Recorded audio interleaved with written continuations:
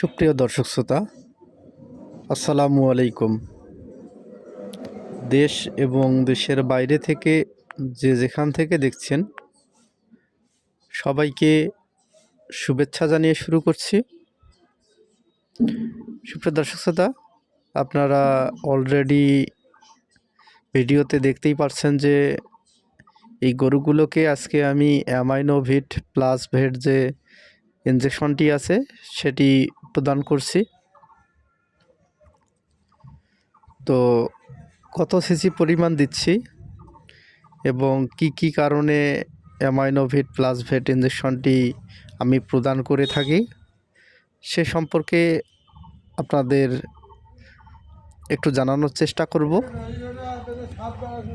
তো অবশ্যই আপনারা উদ্যোক্তা বিডি ইউটিউব চ্যানেলটির সঙ্গে থাকবেন এবং উদ্যোক্তা বিডি ইউটিউব চ্যানেলটি সাবস্ক্রাইব করে রাখবেন। সুপ্রিয় দর্শক শ্রোতা, শুরুতেই এই গরুটি আপনারা জানেন যে এই গরুটির গত ভিডিওতে আমি আলোচনা করেছিলাম যে গরুটির কী সমস্যা ছিল, এরপরে হচ্ছে যে কি ট্রিটমেন্ট আমি প্রদান করি। তো আজকে এই গরুটিকে 15 সিসি পরিমাণ অ্যামাইনোভেট প্লাস ভেট যে ইনজেকশনটি আছে সেটি প্রদান করছি।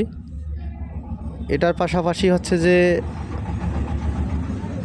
ওর পাশে যে আগের যেটি ক্রয় করা ছিল সেটিকেও আমি প্রদান করব।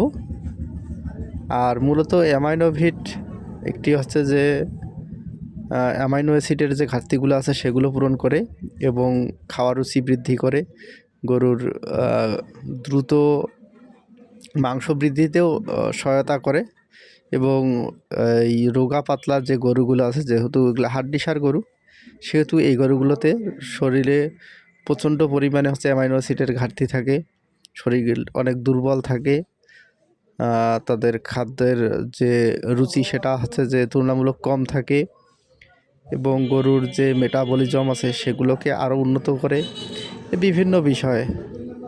এবং এটা দেওয়ার ফলে দেখা যায় যে গরু ভালো খায়, রুচি ভালো হয় এবং গরুর স্বাস্থ্য বৃদ্ধিতে দ্রুত সহায়তা করে এবং গরুকে যে দানাদার খাবারগুলো দেওয়া হয় সেই দানাদার খাবারগুলো শরীরে লাগে আর কি।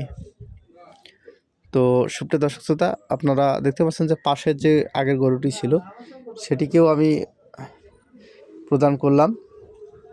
তো ওই গরুটিকেও আমি হচ্ছে যে 15 সিসি পরিমাণ অ্যামাইনোভিট প্লাস ভেট যে ইনজেকশনটি আছে সেটি দিলাম। আর আপনারা জানেন যে মূলত এগুলোর সঙ্গে আমি ক্যাটাফস, ভিটামিন বি কমপ্লেক্স এগুলো প্রদান করে থাকি। তো পূর্বেই আমি হচ্ছে যে ক্যাটাফস এবং ভিটামিন বি কমপ্লেক্স ইনজেকশন আমি প্রদান করে ফেলছি। এখন আমি হচ্ছে অ্যামাইনোভিটটা দিচ্ছি, এরপরে আর দিব কিনা জানি না। তো সুপ্রিয় দর্শক শ্রোতা, আজ এ পর্যন্তই। আর আপনারা সকলেই ভালো থাকবেন, সুস্থ থাকবেন, এই কামনা করে আজ এখানেই শেষ করছি। পরবর্তীতে অন্য কোনো বিষয় নিয়ে আপনাদের সঙ্গে শেয়ার করার চেষ্টা করব। সে পর্যন্ত ভালো থাকবেন। আল্লাহ হাফেজ।